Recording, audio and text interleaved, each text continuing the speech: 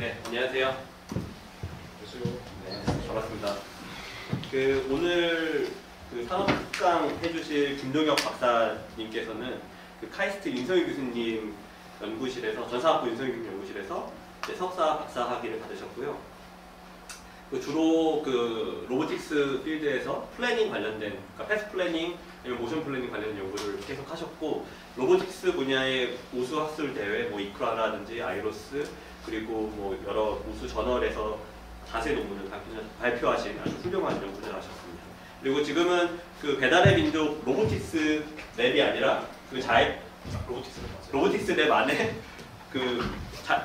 자율주행 플러닝 앤 컨트롤 팀에서 지금 근무를 하고 계시고요.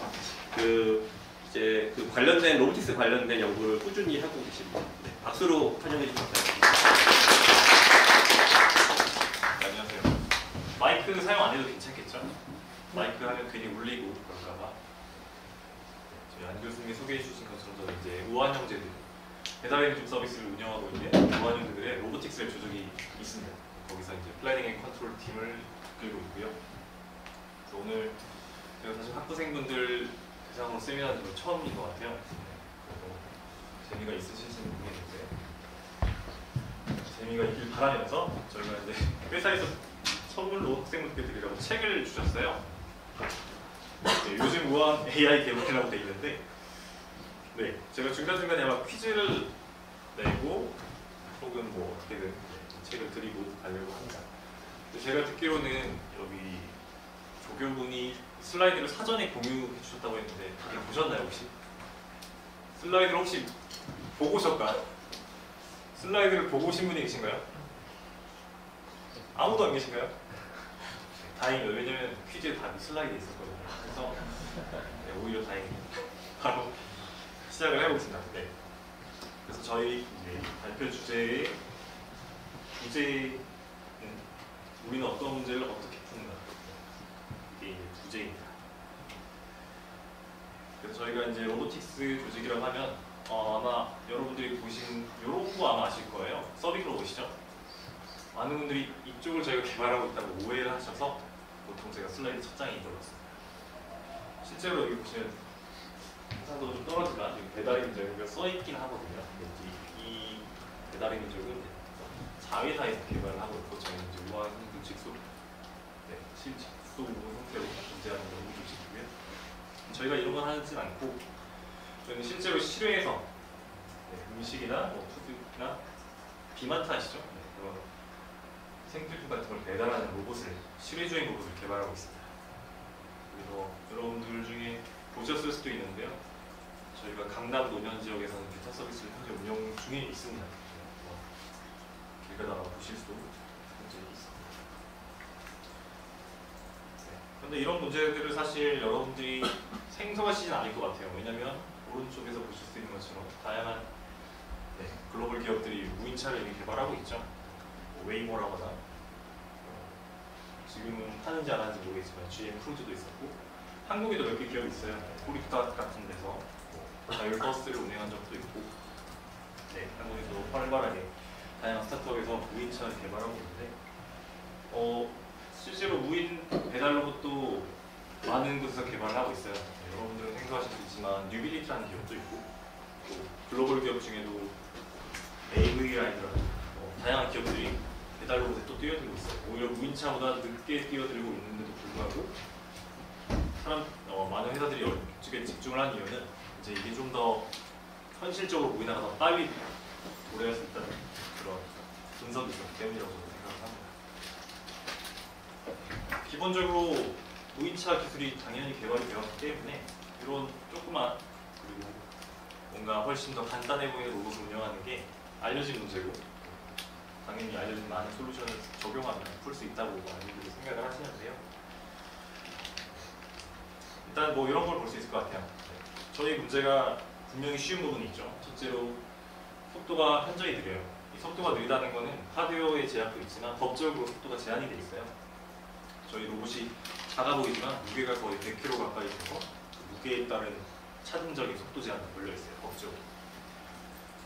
그리고 저희가 당연하게도 차도에서 주행을 하진 않아요. 그렇기 때문에 차도에서 겪을 수 있는 다양한 복잡한 상황이라거나 또 표지판도 읽을 수 있어야겠죠.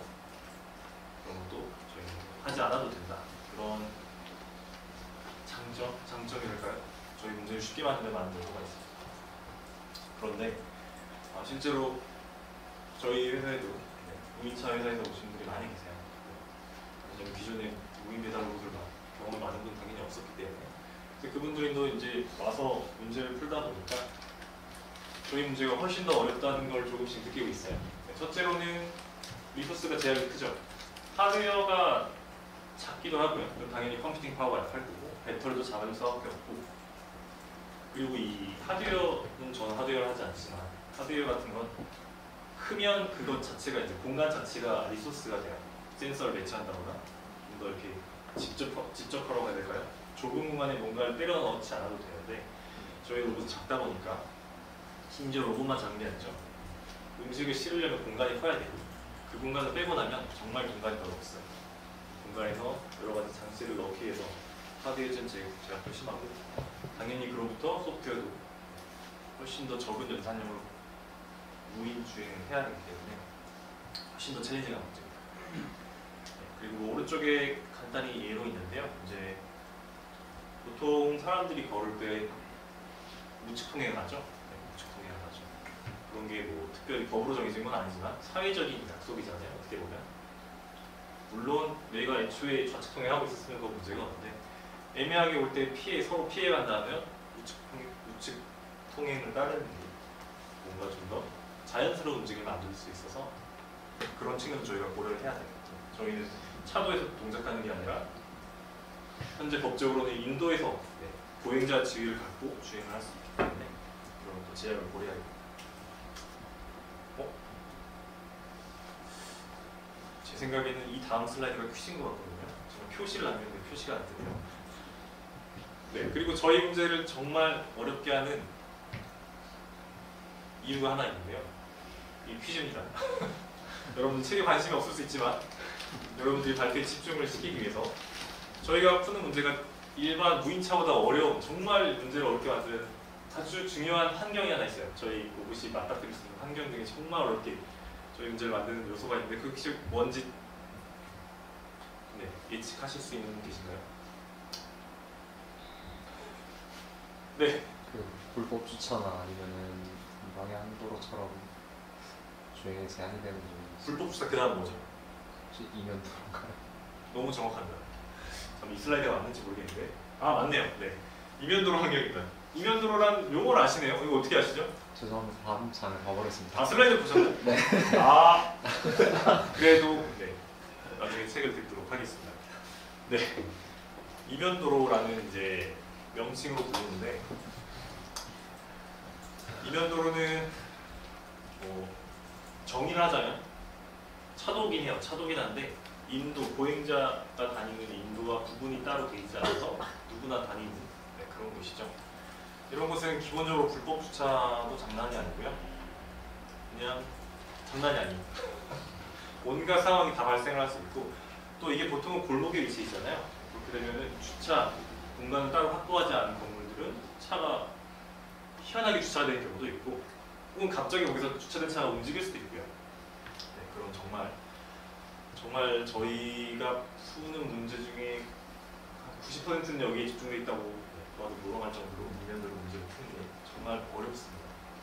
물론 무인차도 이면도로 들어가면 당연히 어렵죠. 근데 제가 아는 한국에 이면도로를 주행할 수 있는 무인차는 없습니다.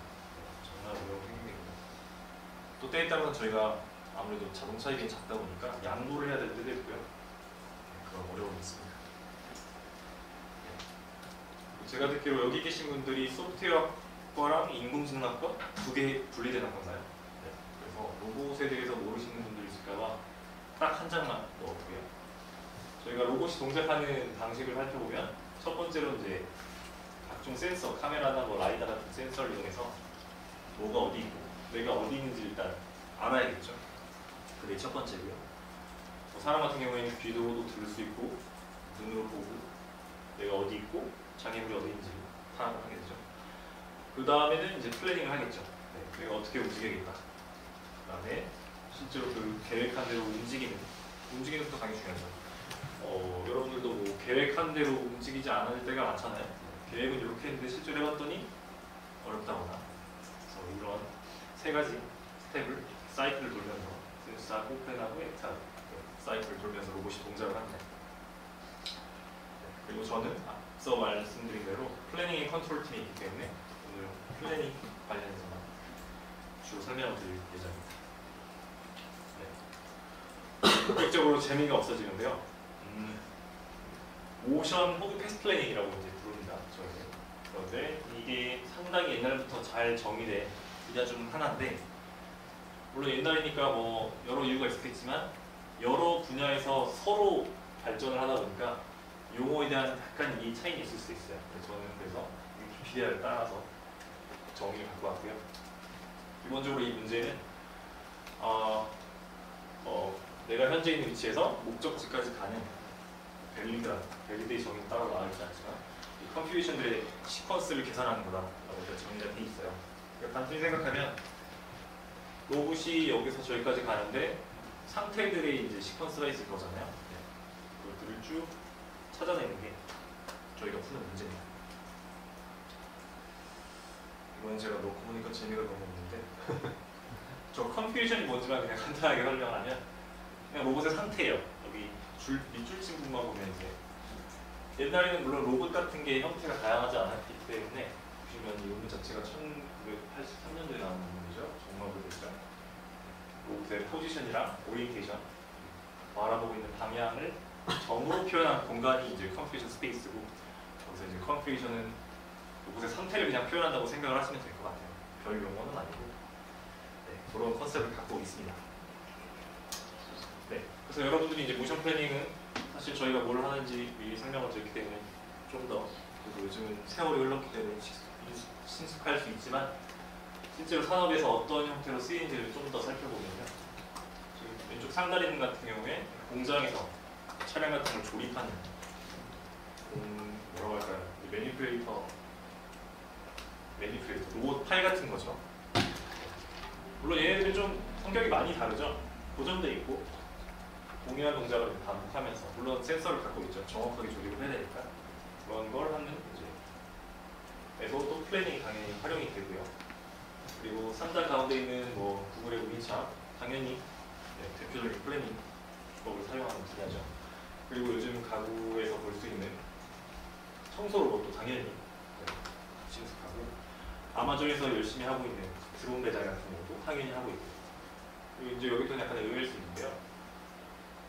당연히 여러분 롤 아시죠? 롤을 모를 수는 없을 거라 생각해요. 이 롤 같은 경우도 롤뿐만 아니라 다양한 게임에서도 플래닝이 아주 약하게나마 쓰여요. 예를 들면 내가 조종하고 있는 캐릭터를 어디론가 움직이라고 클릭을 하겠죠. 클릭을 하면 걔가 아주 단순한 장애물이지만 이렇게 피해서 돌아간단 말이에요. 그 정도는 하죠. 그때도 당연히 플래닝이 쓰이는 거예요. 그죠? 물론 걔가 장애물이 이렇게 가운데 있고 정반대편 찍으면 왼쪽으로 돌아갈 수도 있고 오른쪽으로 돌아갈 수도 있잖아요. 그런 경우도 있어서 아마 보통 플레이할 때는 거의 직선으로 접근할 수 있는 데가 연탈하겠죠. 그렇게 하지만 기본적으로 플래닝 알고리즘이라는 게 아주 기초적인 방식이지만 들어있다. 그게 없다면 우리가 조작하기 힘들겠죠, 실제로. 네. 그리고 마지막으로 이제 화성 탐사선 같은 경우도 플래닝이 쓰입니다.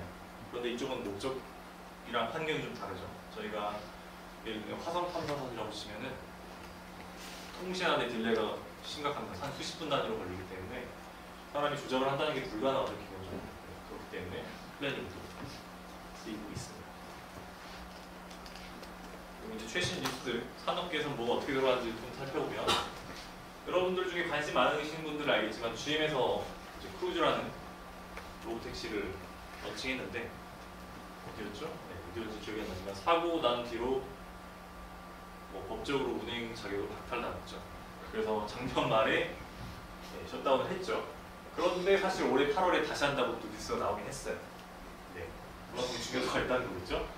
그다음 이제 가운데 기사를 보면 이건 좀 부정적인 거예요. 이 로보택시라는 건 결국은 우리가 무인차라는 건 뭘 할 수 있냐 생각을 해보면 운송을 하겠죠. 뭔가 사람을 운송을 할 수도 있고 물건을 날 수도 있는데 솔직히 물건 나르는 거는 뭔가 좀 손해인 듯하지만 그래서 우리가 택시 시장에 이제 에서 벌 수 있는 최대 수익을 막 생각을 해보면 마켓이 과연 수익성을 낼 수 있을 것인가? 라는 의문에 대한 기사도 있고요. 그리고 아마존 프라임 에어였나요? 네, 명칭은 기억이 안 나는데 드론으로 도서상관 지역에 있는 지역에 배달하겠다는 컨셉으로 나왔던 아주 오래된 프로젝트인데 여전히 잘 안 되고 있어요. 네, 잘 안 되는 이유도 뭐 다양하지만 네, 실제로 이렇게 무인 자율주행 같은 게 정말 요즘 많이 뉴스에도 나오고 하고 있지만 쉽지는 않은 문제다. 그리고 저희가 이제 배달 로봇을 개발하다 보니까 경쟁사 분석을 정말 많이 해요. 네, 경쟁사 분석을 하다 보면 일단 코코로틱스라는 데가 있어요. 여기는 아마 아무도 안 들어보셨을 것 같아요. 그런데 혹시 샘 알트먼 아시나요? 네, 오픈 AI CEO죠. 네. 이 샘 알트먼이 코코로틱스라는 배달 로봇, 무인이 아니라 배달 로봇 시절에 투자를 했었어요. 네, 그걸 보고 저희는 아, 뭐가 있구나. 실제로 여기는 한 1, 2년 전에 무인화로 바꿨어요. 아마도 이제 각종 전략이 숨어 있을 거라고 저희는 생각을 하는데 그런 코코로틱스 같은 데도 네, 이런 게 또 있고요. 그다음에 이제 도어대시 같은 경우에는 이 코코로틱스는 그냥 로봇만 개발하는 건데 도어대시 같은 경우에는 배달 민족 같은 거예요. 미국에서 점유율이 가장 높은 배달 플랫폼인데 역시 무인화를 시작했다고 얼마 안 됐죠? 네, 9월 30일 딱 전격적으로 발표를 했어요. 아직 배달은 하고 있지 않을 때. 뭐 근데 또 들여다 보면 재밌는 게 많아요. 도어대시는 플랫폼이 있죠. 배달 플랫폼이 있어요. 로봇은 없어요.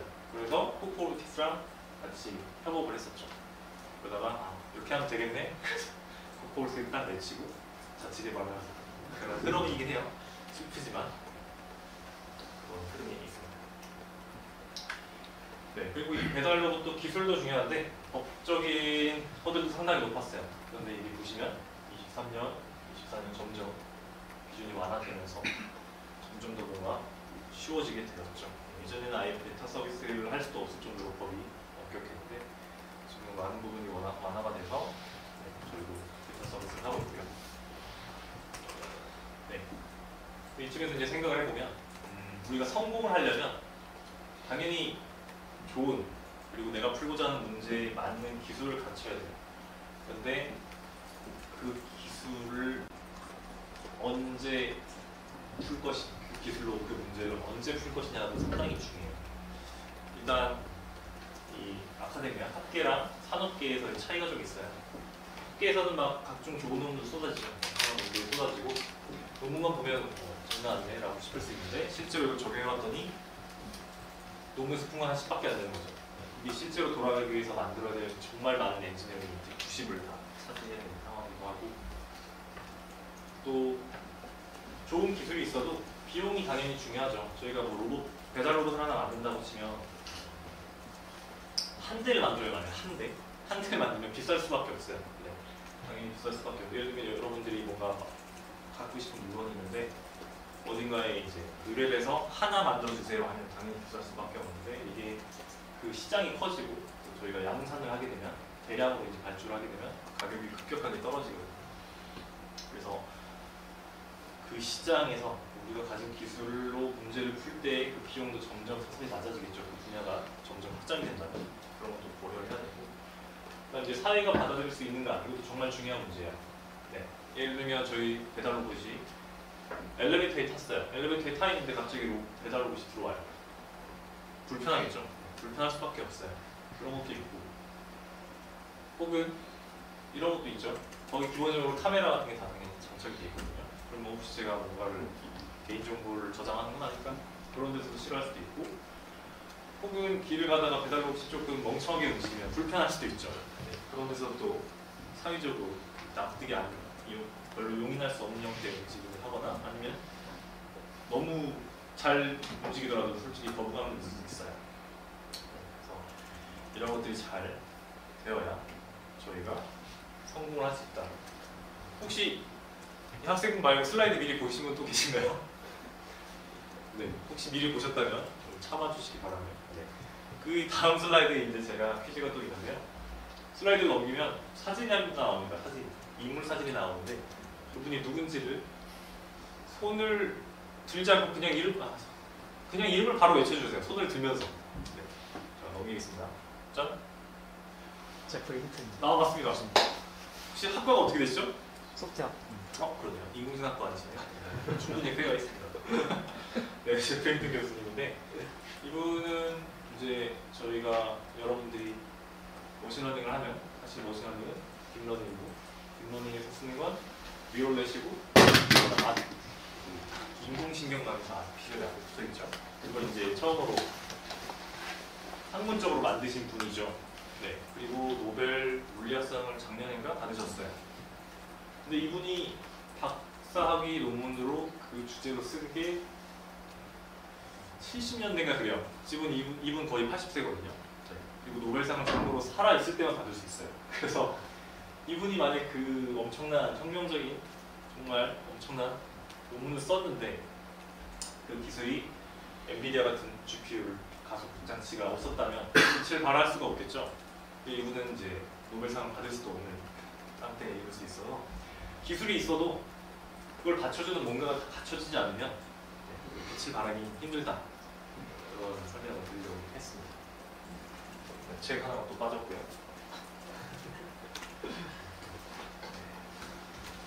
여기는 정말 재미없는 부분입니다. 이거는 글은 읽지 않으셔도 돼요. 빠르게 넘어가 볼게요. 일단 모션 플래닝, 저희가 문제를 풀고자 한다면 그 문제 정의를 잘해야 돼요. 문제 정의가 틀리면 헛걸풍 물 수도 있으니까요. 그래서 이것도 79년도에 나온 논문에서 모션 플래닝 문제를 이제 피어노스 프로블럼이라는 별명으로 불렀었어요. 일단 저희가 문제를 풀려면 공간상에서 움직이겠죠. 공간을 정의해야 돼요. 지금 여기 화면 같은 경우는 2차원으로 되겠죠. 2차원에서 장애물이 있을 거고요. 네, 또 로봇도 있습니다. 노란색 로봇이 있고 당연하게도 장애물이 있으면 장애물이 없는 프리 스페이스도 있을 거고요. 당연히 또 거기에 로봇은 프리 스페이스를 늘렸을 거고 우리가 현재 위치에서 저 목적지까지 가야 되는 길을 일단은 충돌하지 않고 네, 물론 다양한 제한은 있을 수 있죠. 충돌하지 않고 이렇게 가는 시퀀스를 찾으면 네, 문제를 풀게 되는 거죠. 이런 문제는 매우 간단하죠. 이런 문제를 푸는 게 이제 핵심입니다. 근데 이제 문제는 문제를 알았으면 이제 어떻게 풀어야 될지를 알아야겠죠. 문제를 어떻게 풀어야 되는가. 이건 이제 1736년까지 갑니다. 그래프 시어리가 있죠. 혹시 수업 과목 중에 그래프 시어리가 있나요? 그래프 시어리 있나요? 너무 아쉽네요. 그래프. 네, 아무튼 그래프가 뭔지는 아시나요? 그럼? 알고리즘 같은 수업에서 당연히 들으실 거예요. 일단 버텍스가 있고요. 점들을 잇는 엣지가 있죠. 끝. 네, 그것들로 이제 그래프라는 게 이제 구현이 되죠. 이렇게 생기고. 그래프라는 표현 방식은 사실 어떻게 보면 되게 추상적인 걸 수도 있고 아니면 이렇게 네, 지도 같은 데서 쓰니까 실제로 우리 세계에도 의미가 있는 자료 구조인데 여기서 파생되는 정말 많은 또 알고리즘도 있죠. DFS, 이건 충분히 아실 것 같아요. 45년 전에 나왔네요. 여기다가 약간의 휴리스틱이 아니죠. 그렇죠. 표를 고려하면 다익스타 알고리즘이 되고요. 50년 나왔습니다. 다익스타는 아시죠? 네. 초단 경로 찾는 알고리즘이죠. 아주 유명한.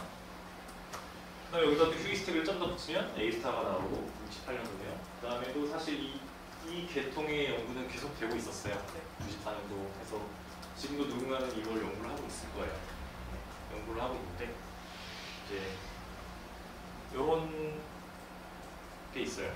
네. A스타는 뭐 다익스타랑 비슷한 거라고 생각하시면 돼요. 그래서 저희가 아까 말한 우리가 컨피규레이션의 시퀀스를 찾아야 되는데 점이 이제 컨피규레이션이 되는 거고 시퀀스를 해서 이렇게 연결하면 길을 찾게 되는 구조이죠. 그다음에 여기가 장애물이 있는지 없는지 판단한 다음에 이으면 되는데 이 알고리즘은 보시다시피 매우 비슷해요.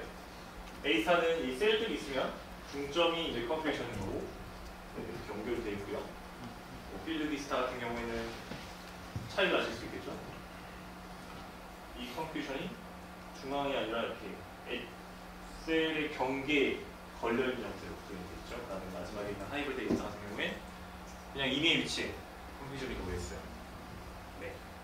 이거 퀴즈였던 것 같아요. 나중에 넘어갑니다. 그래서 이것들의 차이를 살펴보면 요거죠 이제 레프레젠테이션이 다르다. 표현 방식을 어떻게 하냐가 이제 이 알고리즘들의 큰 차이인 거죠. 네. 우리가 이제 만들어내고자 하는 솔루션은 아웃풋은 이런 경로인데 경로가 이렇게 구성되어 있거나 이렇게 표현될 거냐 이렇게 표현될 거냐.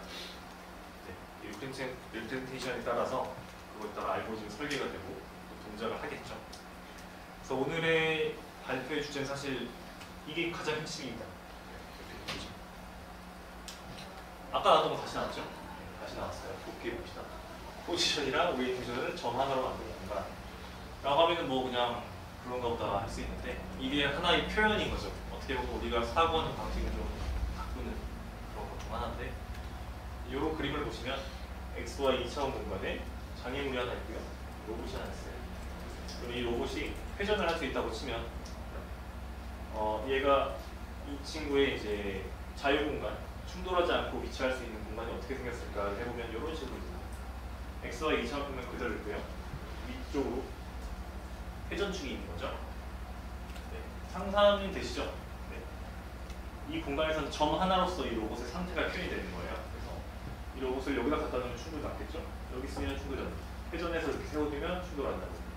돌렸지만 걸쳐 있으면 충돌이 나는 거예요. 그래서 실제로 이 공간은 2차원인데 컨피규레이션 스페이스는 3차원이 되면서 이렇게 회전을 보려면 3차원이 되고 저런 식으로 이제 공간이 형성이 됩니다. 그리고 이건 좀 더 비직관적인 예인데요. 매니플레이터, 요거 파이 있어요. 조인트가 여기 하나 있고 두 개가 있으면 이것을 이제 컨피규레이션 스페이스로 옮기면 이런 식으로 되는 거죠. 여기 조인트 각도가 몇인지가 X축, 여기는 Y축. 그러니까 이런 식으로 저희가 나타내면 현재 위치에서 B까지 끝으로 옮기는 게 불가능하다는 걸 직관적으로 알 수 있죠.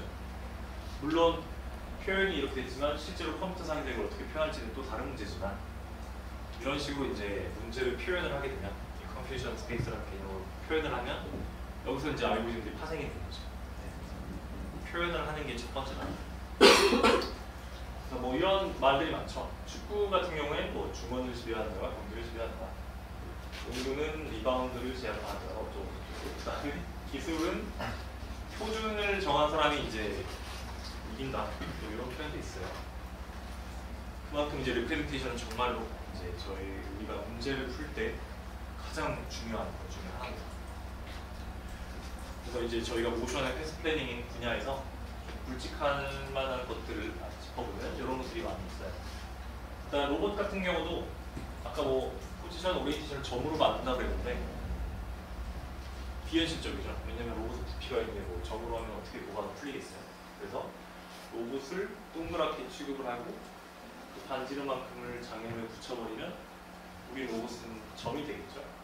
그러면 또 문제를 풀기가 쉬워져요. 79년도에 나온 비저블 그래프라는 알고리즘을 보면 꼭지점끼리 연결을 했죠. 물론 꼭지점끼리 틈도 없이 연결될 수 있는 것만 쫙 연결했는데 두 개를 섞으면 되겠죠. 그럼 우리 로봇도 부피가 있으니까 반지름만큼 붙이고 꼭지점에서 이렇게 그래프를 구축한 다음에 뭐 다이브차를 뭐 돌리면 솔루션을 찾을 수 있겠죠. 그리고 이제 그리드라는 표현 방식 있죠. 그리드는 매우 좋은 자료죠. 1980년도에 유니폼 그리드가 나온 뒤로 뭐 하이어라고 뭐 각종 파생 알고리즘들이 많이 있는데 그리드라는 건 정말 아직까지도 네, 아주 지속적으로 쓰이고 사랑받고 있는 자료 중에 하나예요. 물론 이런 이슈가 있어요. 레졸루션 컴퓨팅이라고 하면은 저희가 표현을 함에 있어서 이게 완전하진 않잖아요. 딱 보기에도. 왜냐? 정보라는 건 이 셀 내부의 정보는 이제 하나로 대표되는 걸로 느끼기 때문에 해상도가 충분히 높아야만 이제 실질적으로 그 문제를 잘 표현할 수 있고 우리가 풀 수 있으니까요. 그래서 해상도가 컴플릿한 거 영향을 주는 그런 특성이 있어요. 거기 안 넘어가죠? 그 다음에 이제 샘플링 베이스. 이거는 사실 알고리즘인데 얘는 표현 방식이랑 알고리즘이 뭐 섞여 있다고 볼 수 있을 것 같아요. 영상을 보시면 또 이게 뭔지 아실 수 있고 지금 흐름을 보면 문제를 담고 있는 공간을 표현하는 방식을 영상에 나오지 않는 것 같네요. 그러면 안 되는데 영상 됐다. 이것만 보죠. 공간상에서 점을 그냥 막 찍어요. 샘플링을 마구 하면서.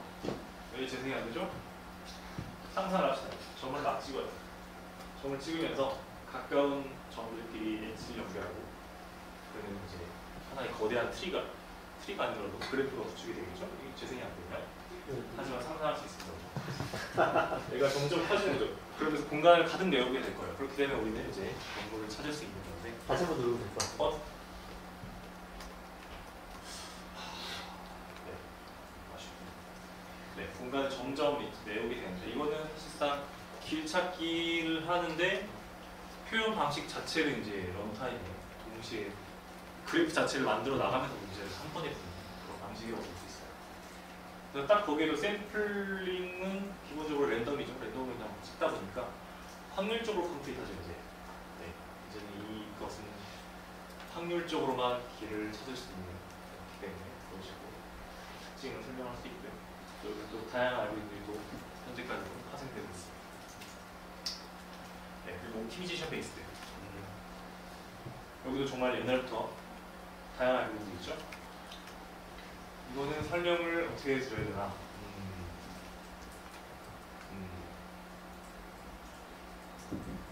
네, 최적화 문제는 아시겠죠? 최적화. 뭔가 상상을 해보는 거죠. 코스트 펑션이 있어요. 이 코스트를 미니마이즈 시킬 수 있는 어떤 점을 찾는다. 그럼 뭐 다양한 알고리즘이 있죠. 그레이디언트 디센트 같은 알고리즘을 써서 우리가 공간을 보통 그리드로 표현을 해요.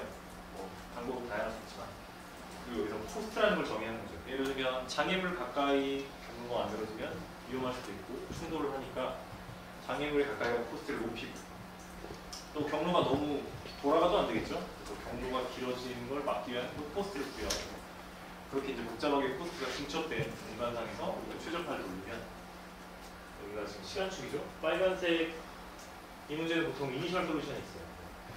이니셜 솔루션에서 공간을 분석해서 공간이 아니죠. 코스트를 분석해서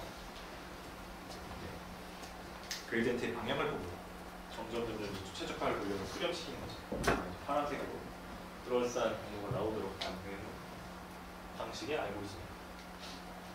네. 여러분들이 이제 최적화 수업이 있는지는 모르겠지만 기본적으로 이제 무컬리 옵티멀 국소회에 빠지는 문제는 피할 수 없죠. 예를 들면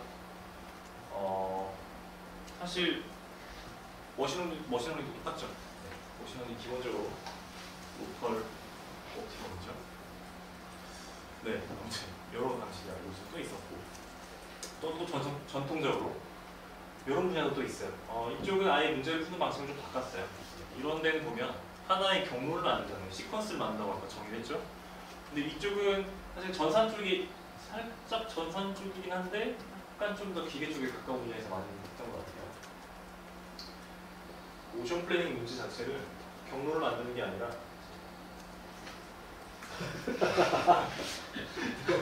경로를 구하는 게 아니라 어차피 상황은 풀고자 하는 문제가 좀 다를 수 있어요. 예를 들면 보시다시피 중점 장애물이 정말 많아요. 이런 상황에서는 내가 미래 상황을 알 수 없기 때문에 미리 큰 경로를 만드는 게 큰 이득이 없을 수 있죠. 그래서 동적 장애의 움직임을 국소적으로 판단해서 충돌하지 않는 방향 이 특정 순간에 내가 이렇게 움직여야겠다 라는 문제를 이제 연속적으로 시간이 흐르면 따라 계속 풀어나가면 결국은 풀리잖아요. 동적 플래닝 문제가. 그래서 아예 이제 푸는 방식이 좀 다른 거죠. 이런 식의 또 접근 방법도 있고. 그다음 이제 여러분들은 머신러닝이 이제 익숙하겠죠? 혹시 머신러닝 수업은 1학년부터 듣나요? 요즘은? 2학년 때 됐어요. 2학년 때. 저 때는 듣지 않았습니다. 왜냐면 없었으니까. 있긴 있는데 소프트 팩트 머신 이런 거 배우나요? SV에? 그런 계열을 배웠죠. 네, 이제 드디어 ML이 모션 플래닝에 들어온 것도 한 2017년 제가 아는 선에서 2017년을 기점으로 이제 점점 들어오기 시작해요. 물론 비전 분야에서는 훨씬 더 먼저 들어갔죠. 그쪽은 좀 더 이미 그쪽 분야에서 풀고자 했던 문제가 ML에 섞기가 유리했던 면이 있기 때문에 더 빨랐는데 플래닝 분야는 좀 더 늦게 들어갔죠. 아마 이 둘 중에 하나가 아이오스 베스트 페이퍼를 받고 계속해서 이제 다양한 문제들이 머신러닝을 통해서 풀리게 됐어요. 그리고 최근에는 아예 엔드-투-엔드라는 표현이 있는데 아까 로봇이 동작하는 사이클을 보면 센스하고 플랜하고 액트하고 다 여기 해당되죠. 퍼셉션, 플래닝, 컨트롤. 요걸 한 번에 묶어버리는 이제 기법들이 많이 나오고 있어요. 네. 그래서 우리가 마치 살아난 것 같다고 할 수 있죠. 내가 딱 보니까 상황이 이렇게 생겼으면 이렇게 가야지 라고 바로 문제를 풀어버리고. 네. 그래서 중간 과정에서 예를 들면 중간에 구축해야 되는 각종 자료 구조 같은 게 이제 필요 없죠. 아까 그리드 같은 게 나왔죠. 그래프를 구축해서 공간을 어떻게 표현을 하고 거기다가 무슨 알고리즘을 끼얹어서 풀고 이런 과정들이 이제 생략이 되는 거죠. 물론 당연히 이런 구조들은 내부적으로 쓰이지만 표면적으로 이쪽도 정말 다양한 일이 많고 이제 2025년에 웨이공에서 발표한 엠마에서는 아예 LLM을 끼얹죠. 네. 그래서 여기 그림을 보시면 자연어로 내추럴 랭귀지로 모든 게 풀릴 것만 같은 느낌을 강하게 주고 있죠. 그래서 이 모션 플래닝 분야가 제가 아는 선에서는 머신러닝이 상당히 늦게 들어온 분야예요. 상당히라고 해봤자 5년 정도지만 안 되지만 하지만 이제 정말 빠르게 발전을 하고 있습니다. 네, 이건 좀 곁다리 주제예요. 네. 이건 저의 사견입니다. 여러분들이 이제 머신러닝 하다 보면 뭐 피처라는 표현 쓰죠. 피처. 네, 태초에 이런 게 있었어요. 시프트라고. 혹시 시프트를 배우나요? 배우시나요? 이걸 배우셨나요? 몰랐죠. 쓰나요? 근데 이걸 요즘? 아무도 쓰지 않을 거예요. 네, 정말 세상이 참 놀랍죠? 그 태초에 딥러닝이 나오기 전에 제대로 활성화가 되기 전에는 이 이미지 서치하거나 이미지 간의 이제 시뮬러리티를 유사도를 계산하는 그런 테스트가 이제 학교에서도 핫했죠. 실제로 딥러닝 나오기 전에도 뭐 구글 같은 데서 이미지 서치나 비디오 서치 같은 게 나오기 시작했으니까요. 그때 이제 이 이미지를 우리가 비슷하다라고 말을 하려면 표현을 해야 되잖아요. 우리야 뭐 어떻게 하는지 모르겠지만 알죠. 아 이거 라바콘이네, 이거 라바콘이네, 좀 틀었네, 바로 알 수 있는데 이걸 기계가 어떻게 알 수 있겠냐? 그러면 표현을 해야 되는데 이미지 자체는 그냥 RGB 픽셀이죠. 그걸로 기억하기 사실 어려워요. 얘가 돌아갔다는 것도 알아야 되고 뭐 조도가 명도가 좀 바뀌었을 수도 있고 그런 다양한 거를 이제 고려를 해야 되는데 그래서 이 시프트라는 피처는 뭐 당연히 설명을 여기서 주지 않지만 이런 식으로 뭔가 유상한 방법을 써서 네, 확대라거나 회전에도 이제 강거나 그런 피처가 나왔죠 옛날에. 네, 이런 식으로 이제 표현을 했던 거예요. 근데 결국은 이제 벡터죠, 벡터. 벡터가 쭉 나오는 거죠. 이미지 하나가 벡터가 나오고 이제 그 벡터를 가지고 뭐 니어리스트 네이버 서치 같은 거에서 이제 검색을 실제로 하게 되는데 이 표현 방식이 중요하다.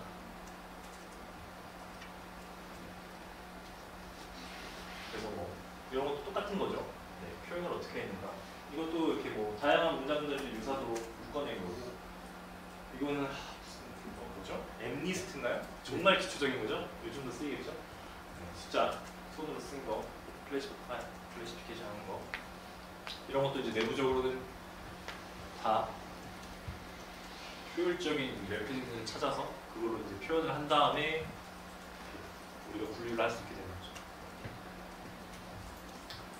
네, 이제 좀 재미없는 건 끝나고 사실 벌써 40분 됐지만 저희가 문제를 어떻게 푸느냐. 네, 저희도 뭐 좋은 엔지니어들 많고 석박사 문제도 많고 문제는 이제 저희가 실전으로 풀게 되는 거죠. 모션 플래닝 문제를 저희가 풀려면 일단 문제가 있습니다. 저기서 이거 이제 배달을 해야 한다 라는 이제 문제가 들어왔어요. 그걸 어떻게 풀 것이냐. 첫 번째로는 길을 찾아야 되니까 뭔가 리프레젠테이션을 찾아야겠죠. 어떻게 표현을 하지? 길은 어떻게 표현하나? 그래프를 쓸 수도 있고요. 그리드로 쪼갤 수도 있어요. 하지만 당연하게도 그리드를 안 쓰겠죠. 왜냐하면 우리가 표현하고자 하는 대상이 대단히 스파스하기 때문에 이 넓은 공간상에서 이 작은 격자 공간이 의미 있는 정보를 갖지 않으니까 메모리 낭비일 뿐이죠. 그래서 많은 내비게이션 같은 데서 여기가 격자 공간으로 표현됐으리라는 상상은 되지 않죠. 당연히 그래프도 있겠죠. 당연히 저희도 그래프 구조로 글로벌 플래너, 가장 상위 레벨에 있는 플래너가 내비게이션 같은 역할을 해서 길을 일단 찾아줍니다. 네. 또 뭐 여기서는 글로벌 플래너가 단순히 길 찾는 것만 하는 건 아니고요. 다른 상황도 고려할 수 있는데 여기 보면 어린이 보호구역이 있어요. 국민들입니다. 노인 보호구역도 있어요. 이동약자 보호구역인데 여기는 또 차량 속도도 제한이 걸리고요. 로봇 속도도 제한이 걸려요. 그래서 이런 정보도 당연히 글로벌 플래너는 감안을 해서 최적의 경로를 찾아서 로봇에게 내려줍니다. 네, 그러면 로봇이 이제 여기 가고 있다가 네, 그 정보를 따라서 가다가 이제 실제 그 위치에서 주변 환경을 감지하고 로컬 플래너가 동작을 합니다. 네. 참고로 여기 자료는 저희 회사 건 아니에요. 저희 회사 거는 첨부를 할 수가 없어서 오늘 주소 온 것만 아니고요. 그러면 이제 로컬 플래너 보면 이제 실전이죠. 네. 물론 길은 가이드는 있어요. 가이드는 있는데 따라가면서 주변에 차가 있는지 사람이 있는지 자전거가 있는지 강아지가 목줄을 메고 가고 있는지 그런 걸 탐지해서 표현을 해야 돼요. 표현을 해야 되는데 어떻게 표현할 것이냐. 뭐 무인차 업계는 거의 표준인 것 같아요. 차량은 박스예요 그냥. 박스, 오빅이라고 부르죠. 회전도 할 수 있는 바운딩 박스. 그 다음에 사람은 보통 원통. 저희도 뭐 크게 다르지 않아요. 이런 식으로 표현을 하죠. 네. 그 다음에 이제 웨이보 같은 경우에는 뭐 대외적으로 공개하는 것 같은지 모르겠지만 웨이보는 좀 더 멋있게 뭔가 멋있게 표현을 하는 것 같은데 뭐 크게 다르진 않을 거예요.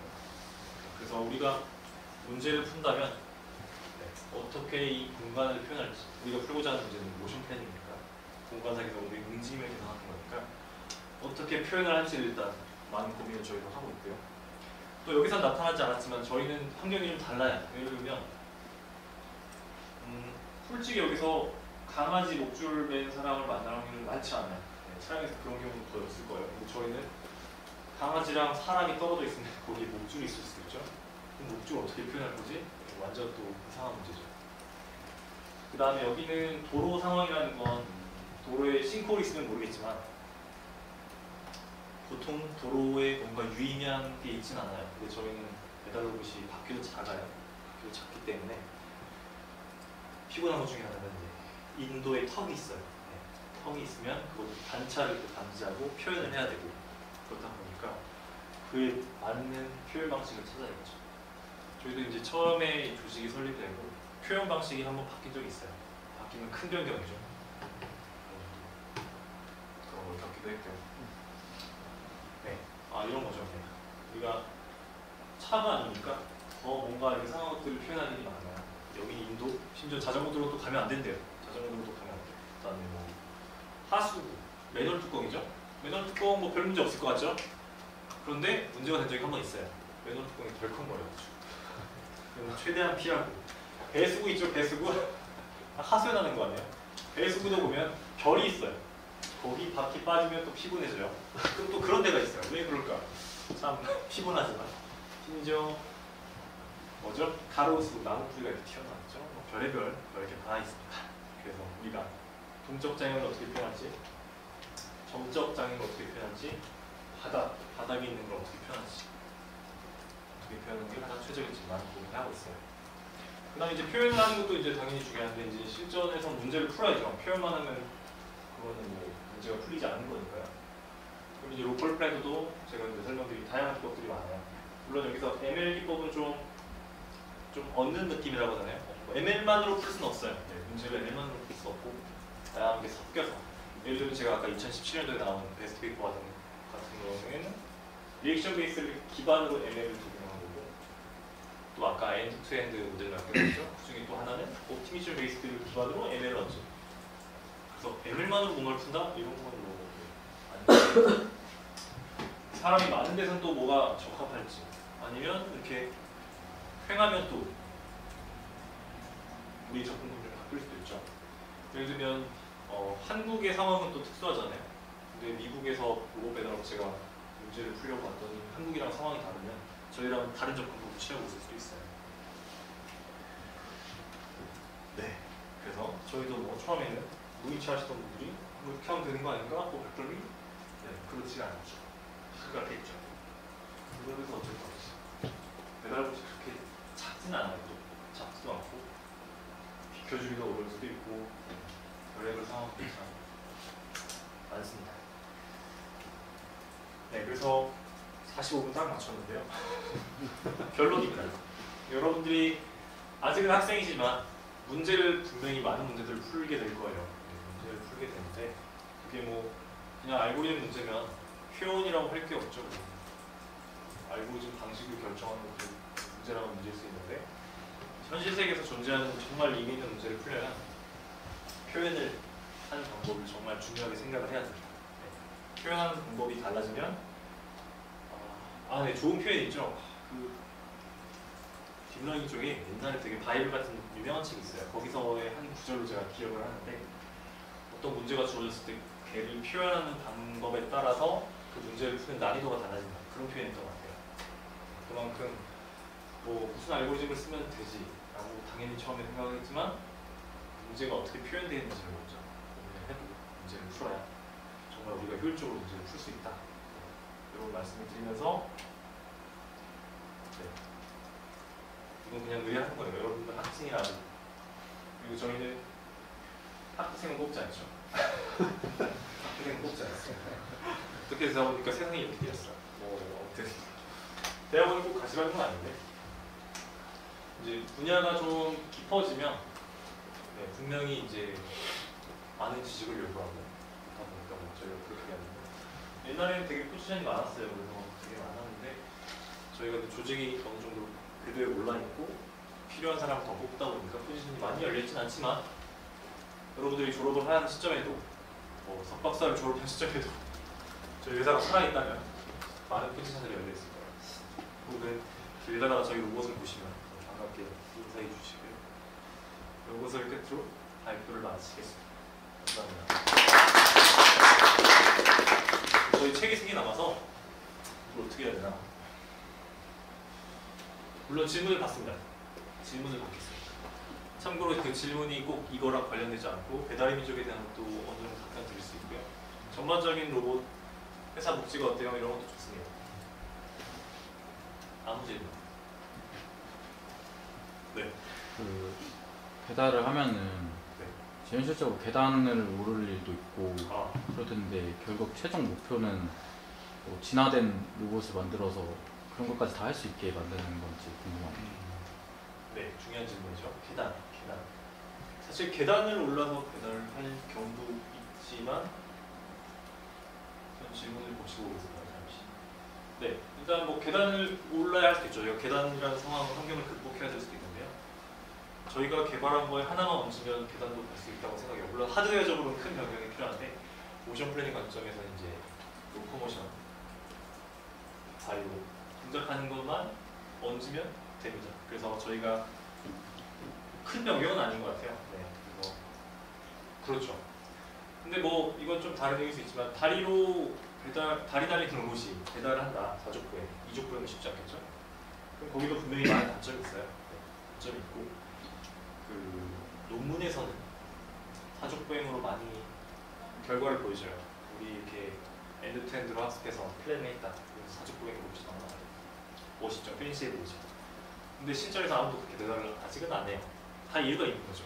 비용이라든가 안정성이라든가 갑자기 전력이 떨어졌는데 다리가 달려있으면 주저앉겠죠. 그런 많은 것들을 우려하고 있습니다. 그래서 뭐 최종 목표가 다리 달린 로봇이냐? 날아다닐 수도 있고 알 수 없습니다. 네.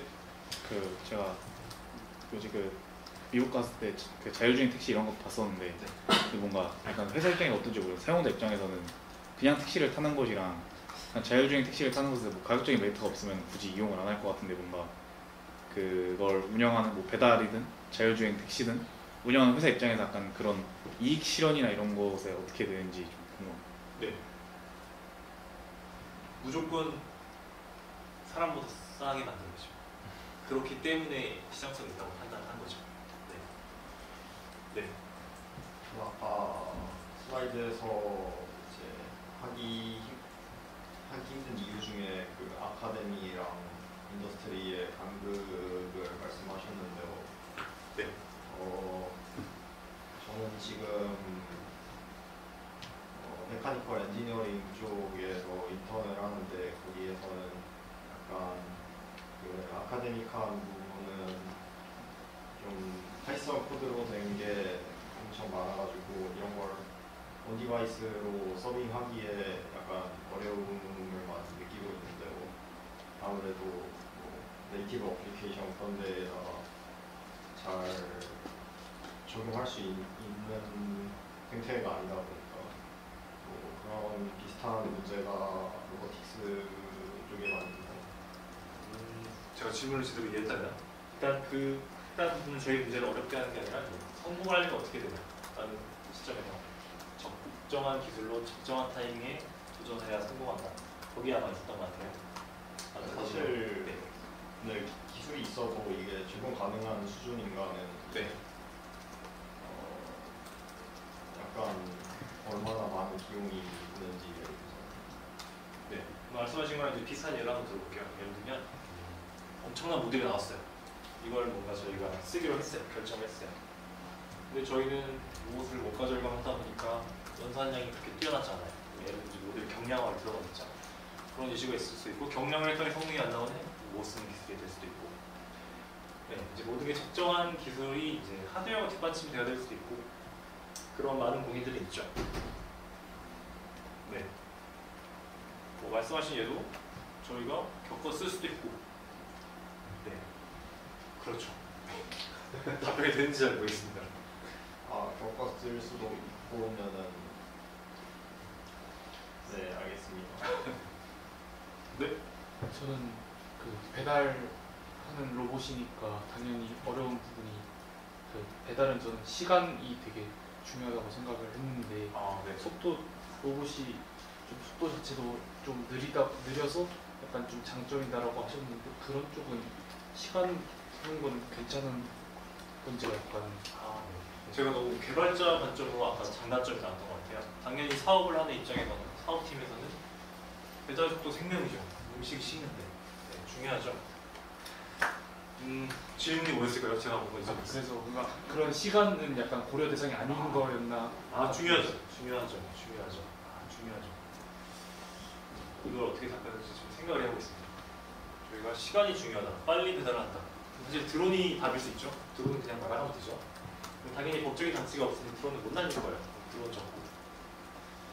오토바이 같은 차량으로 배달한다. 저희가 배달을 빨리 할 수 있는 이유 중 하나는 신호를 무시하고 달리는 많은 라이더분들에게 더 빨리 받을 수 있고 그래서 오토바이입니다.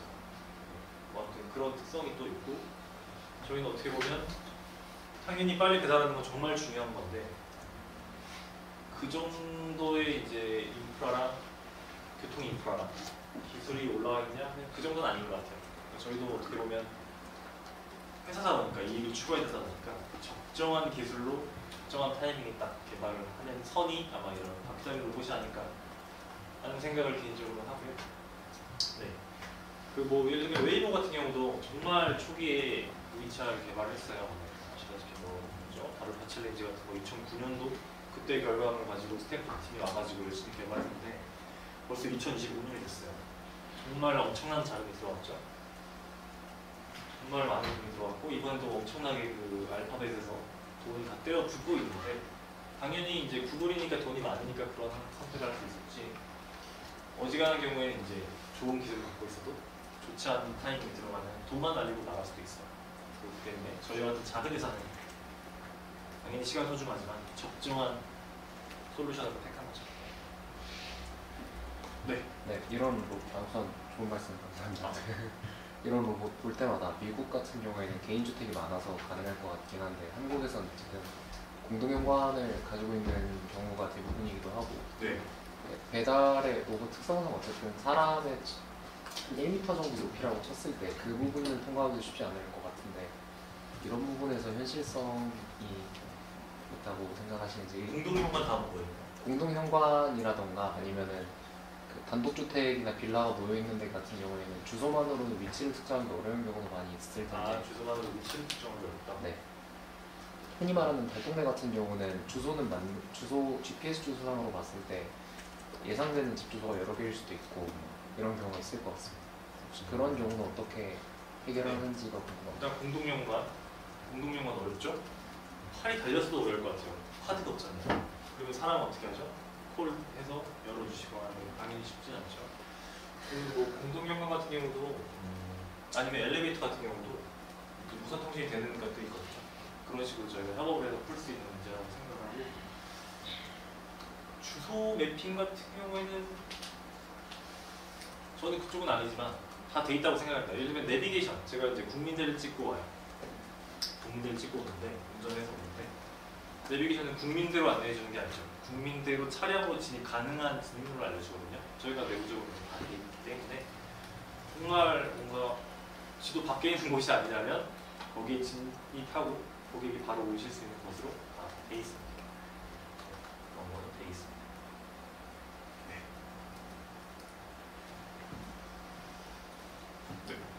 먼저 저는 감사하고요. 그 궁금했던 게 제가 아까 소개하실 때 글로벌 플래너, 그러니까 플래너가 여러 개 있었고 네. 글로벌 플래너가 있었는데 글로벌, 그러니까 목표 지점까지 길을 찾으려면 이제 그 맵이 있어야 되잖아요. 네. 근데 이제 아무래도 요 로봇하고 기존의 내비게이션이, 그러니까 차량이 사는 세계가 다르다 보니까 네.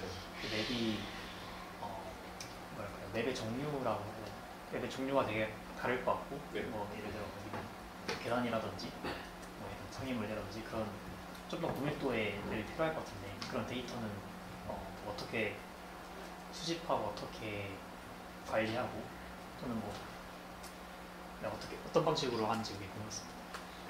관리는 좀 어려울 것 같고요. 뭔가 관리까지 설명드릴 수 없고, 그리고 저도 뭐 그쪽 팀은 아니지만 수집이라 뭔가 하죠. 그 다음에 저희도 자체적인 지도가 있죠. 그 지도에 대한 운영을 하고, 장애물 같은 경우, 장애물 사실 저희가 이제 뭐 지도라는 게 그래프로 이제 추상화가 보통 되겠죠. 그렇게 되면 갈 수 있으면 엣지가 있을 거고 못 가면 엣지가 없겠죠. 그래서 뭔가 자세하게 장애물이 어떻게 있는지 그런 정보는 사실 다 축적을 할 수도 있어요. 여러 이유로 할 수 있어요. 말씀 못 드리는 할 수는 비밀인가요? 없지만 뭔가가 그런 게 요구된 상황이 분명히 있을 수 있어요. 여러 현실적인 이유로 그런 게 있을 수는 있는데, 네, 기본적으로 뭐 추상화된 그래프만으로도 사실 충분히 가고, 실제로 그 현장에 로봇이 가서 감지해서 가는 게 좀 더 상황을 해결하는 데는 뭐 그게 더 중요하죠. 물론 가다가 길이 막혔어요. 공사 중이어서 못 가요. 그러면 또 다른 대처가 필요하겠죠.